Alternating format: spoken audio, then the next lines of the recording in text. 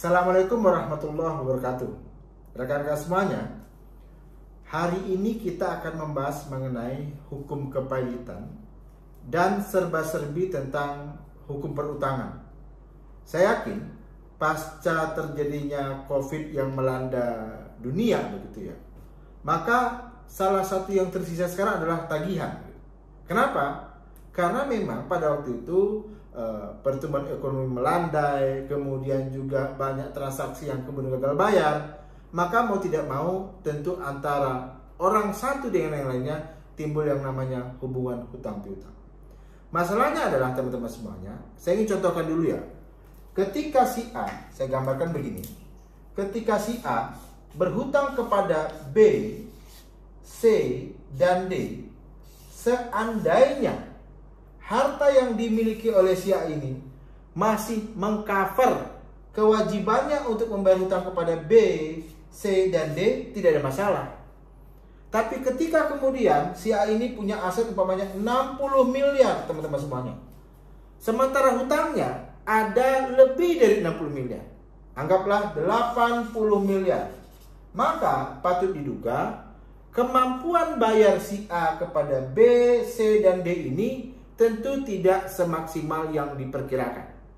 Belum lagi kalau kemudian si A ini dibiarkan untuk terus melakukan kegiatan usaha atau mungkin membuka hutang-hutang baru, maka B, C, dan D ini tentu posisinya akan terancam dari segi keterbayaran.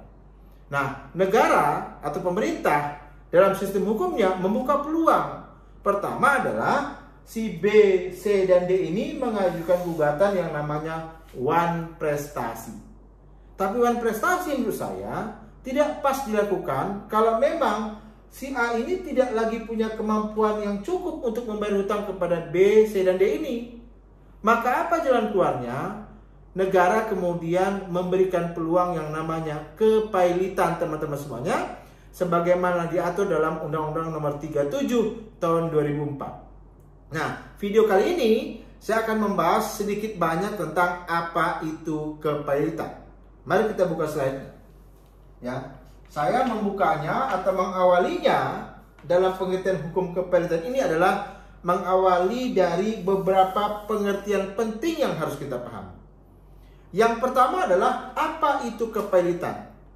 Apakah sama dengan bangkrut teman-teman semuanya? Karena banyak yang bilang, wah dia sudah pailit, dia bangkrut begitu. Ternyata tidak. Kalau kita lihat dalam pasal 1 angka 1 teman-teman semuanya, kepailitan adalah sita umum atas semua kekayaan debitur pailit yang pengurusan dan pemberesannya dilakukan oleh kurator di bawah pengawasan hakim pengawas sebagaimana diatur dalam undang-undang ini. Nah, kalau kita lihat di sini teman-teman semuanya, yang dimaksudkan dengan kepailitan itu kata kuncinya apa? Sita umum terhadap apa? Kekayaan debitur. Ya, nanti masalah debitur dan kreditur kita bahas sudah ini. Jadi sita umum 1 atas semua kekayaan debitur pailit. 2 yang pengurusan dan pemberesannya dilakukan oleh kurator. 3 dilakukan pengawasannya oleh hakim pengawas. 4 inilah kata kuncinya teman-teman semuanya. Jadi saya ulangi, kepailitan bukanlah kondisi bangkrut, tetapi kondisi yang nanti saya akan bahas di mana seorang debitur sudah punya kewajiban kepada beberapa kreditur teman-teman semua. Nah, untuk lebih jauhnya, apa sih kreditur itu dan apa debitur itu, termasuk apa itu utang? Mari kita lihat. Yang pertama adalah istilah kreditur. Apa itu kreditur? Di sini dikatakan orang yang mempunyai piutang karena perjanjian atau undang-undang yang dapat ditagih di muka pengadilan. Jadi istilah pertama adalah dia haruslah berbentuk orang, baik orang dalam perorangan maupun orang dalam pengertian badan usaha, baik yang berbadan hukum maupun tidak berbadan hukum teman-teman semuanya. Yang kedua, orang ini punya piutang, ada hak tagih dia. Yang timbul kenapa? Karena perjanjian atau juga karena undang-undang teman-teman semuanya. Emang ada yang namanya kreditur itu punya hak tagih, punya piutang karena bukan perjanjian? Ada. Contohnya apa? ketika seorang pekerja diberhentikan, di PHK, ada kewajiban perusahaan untuk membayar pesangon, tidak dibayar, lalu si pekerja mengajukan gugatan sesuai dengan peluang hukum yang ada. Diputuskanlah dia wajib dibayarkan pesangonnya sejumlah umpamanya 50 juta rupiah. Putusan pengadilan yang telah berkekuatan hukum tetap menjadikan si pekerja tersebut adalah kreditur, teman-teman semuanya. Siapa debiturnya? Si perusahaan yang wajib membayar pesangon tersebut. Itu yang istilahnya adalah karena undang-undang. Lalu ada namanya debitur, yaitu apa? Orang yang mempunyai utang karena perjanjian atau undang-undang yang pelunasannya dapat ditagih di muka pengadilan.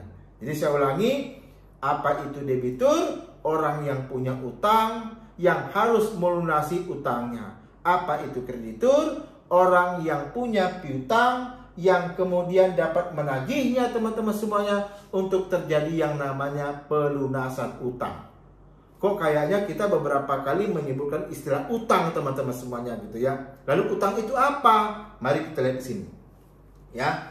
Jadi jangan dibayangkan utang itu kita pergi ke bank, ya, minjem uang nggak dibayar, atau kita minjem uang ke teman nggak dibayar, itu utang. Apakah hanya sebatas itu? Ayo kita lihat sama-sama. Kita baca ya. Utang adalah kewajiban yang dinyatakan atau dapat dinyatakan dalam jumlah uang, baik dalam mata uang Indonesia maupun mata uang asing. Jadi kata kunci pertama, itu merupakan kewajiban yang dinyatakan atau dapat dinyatakan dalam jumlah uang. Ada dapat dikonversi dengan nilai-nilai tertentu, teman-teman semuanya. Baik dalam bentuk mata uang Indonesia maupun mata uang asing. Ya. Baik yang secara langsung maupun yang akan timbul di kemudian hari. Artinya dia ada yang sudah timbul dari awal atau timbul di kemudian hari, yang timbul karena perjanjian atau undang-undang yang wajib dipenuhi oleh debitur, dan bila tidak dipenuhi memberi hak kepada kreditur untuk mendapat pemenuhannya dari harta kekayaan debitur. Ketika si A berhutang pada B, maka si A menjadi debitur, si B menjadi kreditur. Dan si B ini berhak menagih kepada si A, kamu punya hutang kepada saya, maka hutang itu, teman-teman semuanya, dapat dikonversi dengan sejumlah uang. Dan karena kamu punya hutang, maka saya dapat meminta pelunasan atas harta-harta yang kamu miliki. Itulah dikatakan dengan debitur dan kreditur, teman-teman semuanya. Sampai di situ saya yakin teman-teman semuanya jago-jago, bisa paham dengan baik, teman-teman semuanya. Kita lanjut slide yang kedua, begitu ya. Teman-teman semuanya, saya akan melihat tadi ada yang namanya kepailitan. Sekarang apa yang harus dipenuhi untuk seseorang itu dapat dinyatakan pailit. Kita lihat mulai dari pasal 2, teman-teman semuanya.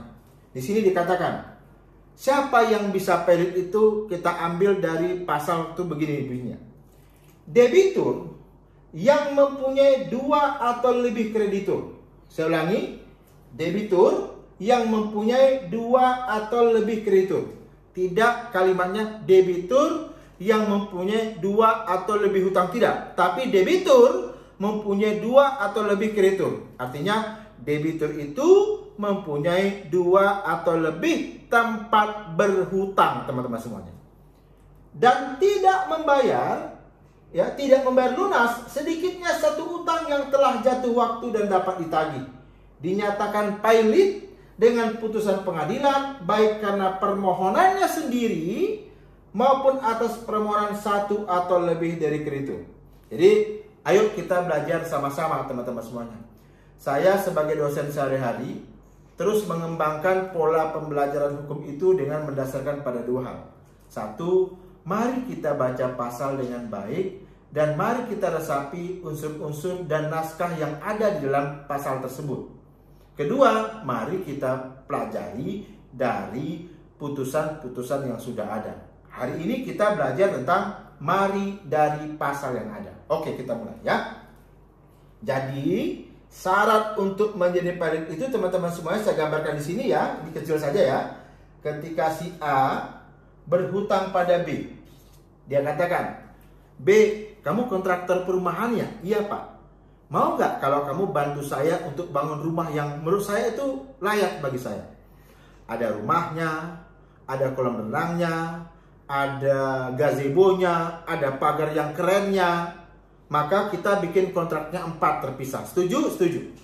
Ternyata keempat kontrak ini tidak dibayarkan walaupun B sudah membangun rumah itu dengan baik, teman-teman semuanya. Pertanyaannya, apakah bisa mengcover yang syarat untuk dinyatakan pelit? Belum. Kenapa? Karena si A ini sebagai debitur baru memiliki 1 kreditur, teman-teman semuanya. Syaratnya apa? Debitur mempunyai 2 atau lebih kreditur. Berarti B ini kalaupun ingin mempelitkan si A, cari lagi kepada siapa si A ini berhutang. Oh, ketahuan nih, bahan bangunannya ngutang sama toko bangunan C. Maka dicari tahu, oh ternyata juga nggak bayar kepada C-nya.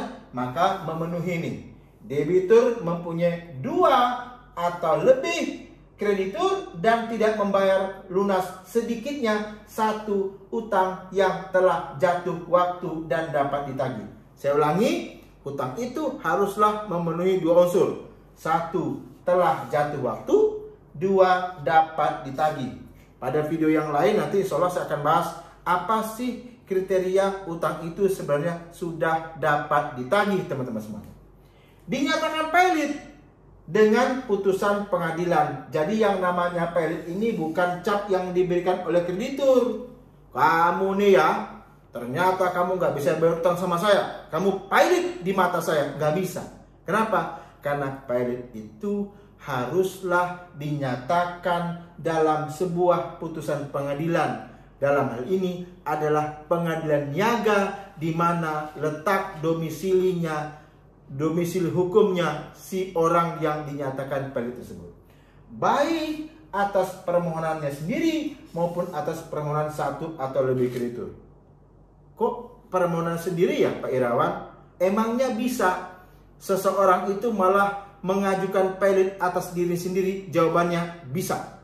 Ya, prinsipnya adalah yang dapat mengajukan pelit itu antara lain 1, debitur itu sendiri, 2, kreditur, dan pihak-pihak lain yang nanti kita akan bahas kemudian. Sampai di situ saya yakin Anda paham karena saya yakin Anda juga luar biasa. Oke. Tadi diajukan dan kemudian diputus di pengadilan. Pertanyaannya lagi adalah apa yang menjadi pertimbangan dari pengadilan untuk mengabulkan permohonan itu? Ya. Kalau pelit, teman-teman semuanya, nggak ada istilah gugatan pelit. Yang ada adalah permohonan pelit. Kita mulai ya. Permohonan pernyataan pelit harus dikabulkan apabila terdapat fakta atau keadaan yang terbukti secara sederhana bahwa persyaratan itu telah dipenuhi. Apa persyaratannya? Balik ke atas ini, mempunyai 2 atau lebih kreditur dan tidak membayar lunas sedikitnya 1 utang yang telah jatuh waktu dan dapat ditagih. Masuk ke bawah.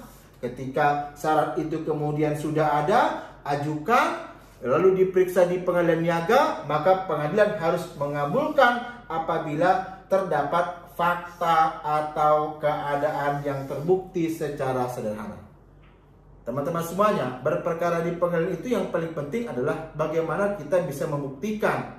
Nah, kalau dalam perkara pelit, kita membuktikan secara sederhana, teman-teman semuanya, ada fakta atau keadaan yang mengatakan bahwa debitur punya 2 atau lebih kreditur. Putusan atas permohonan pernyataan pelit dan hal-hal lain yang berkaitan dengan yang diatur dalam undang-undang ini diputuskan oleh pengadilan yang daerah hukumnya meliputi daerah tempat kedudukan hukum debitur. Jadi teman-teman semuanya, baik debitur sendiri maupun kreditur ketika ingin mengajukan permohonan pernyataan pelit terhadap seorang debitur, haruslah mengajukannya ke pengadilan yang meliputi daerah tempat kedudukan hukum debitur. Nah, Kita lihat di paragraf yang terakhir. Bagaimana jika yang mengajukan debitur itu ternyata perorangan dan telah menikah? Apakah dia bisa dengan semudahnya untuk mengajukan permohonan pilot atas dirinya? Jawabannya itu begini. Dalam hal permohonan pernyataan pilot diajukan oleh debitur yang masih terikat dalam pernikahan yang sah, permohonan hanya dapat diajukan atas persetujuan suami atau istrinya. Hal ini tidak berlaku apabila tidak ada persatuan harta. Ini cara berpikirnya begini. Ketika si A menikah dengan si B, cek dulu di dalam perkawinan mereka ada tidak perjanjian tentang pengaturan pemisahan harta. Kalau tidak ada, maka ada yang namanya persatuan harta di antara mereka. Kalau si A atau si B ingin mengajukan yang namanya permohonan pilot atas dirinya dan di antara mereka tidak ada pemisahan harta, maka haruslah si A atau si B ini memintakan yang namanya persetujuan pasangan mereka. Setelah mendapatkan, maka terpenuhilah salah satu syarat administrasi untuk dapat mengajukan yang namanya permohonan pernyataan pilot. Teman-teman semuanya, mudah-mudahan dari video yang singkat ini kita bisa memahami secara sederhana. Pertama adalah yang namanya pilot itu bukan bangkrut, tetapi kondisi semua kekayaan harta debitur ini disita dan ujung-ujungnya akan dilakukan yang namanya pengurusan dan pemberesannya oleh kurator di bawah pengawasan hakim pengawas. Ada yang namanya kreditur, ada yang namanya debitur, ada yang namanya utang. Dan saya ulangi lagi, si debitur itu dalam kondisi mempunyai dua tempat berhutang minimalnya. Yang satunya telah nyata-nyata tidak dibayar dan dapat ditagih pelunasannya, teman-teman semua. Mudah-mudahan dapat dimengerti dengan baik ya. Apabila teman-teman berkenan, silakan subscribe. Apabila berkenan untuk membagikan, kami dengan senang hati tentu merasakan hal yang luar biasa. Dan apabila ada pertanyaan, silakan kemudian teman-teman bisa komen di bawah. Semoga nanti kami bisa menjawabnya dalam video-video yang lainnya. Salam hormat dari saya, Irawan Harahap, dari Kota Pekanbaru, Riau, teman-teman semuanya. Salam hormat saya, mantap. Assalamualaikum warahmatullahi wabarakatuh.